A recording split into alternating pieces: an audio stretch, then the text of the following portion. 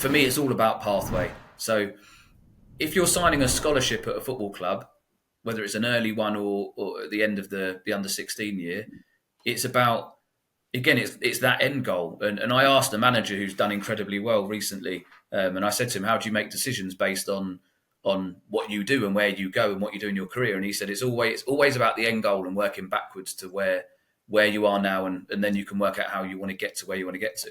And it sounds so simplistic, but it's, if you're accepting an early scholarship, you're getting an offer for an early scholarship because you've obviously done well and you've excelled. So therefore, you do hold some cards. Not all of them, because, again, there's the compensation aspect that clubs can hold to players.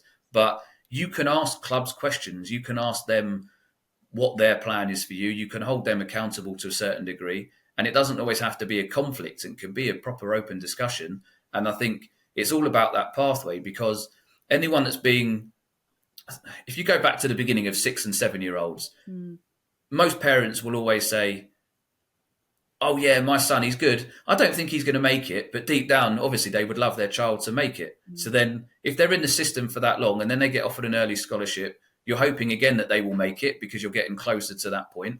So it's then saying to a football club, if you're offering them this, you must believe that they have potential to go on. So therefore, what is the pathway of the first team? What's the pathway if they've got a 21s or a B team? What's the situation with the 18s? What category status has it got? What are the facilities like? There's lots of things that you can ask. And I think for parents, if you strip it all back, if a player's good enough, they should make it. And there's lots of things that can positively or negatively affect that.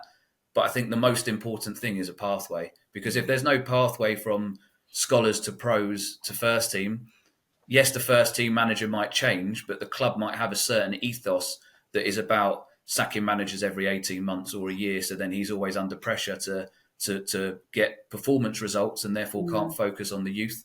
Do they have a director of football? Because that can then positively affect the fact that they're looking beyond just the first teams. They're looking at pathways and loan management and things like that. And I'd say in the Premier League, nearly every single club has got a director of football, and most clubs should have a loan pathways manager. So there's lots of people that you can look at their history, both past, recent and longer, and see how they've managed young players' careers and what the opportunities are for them.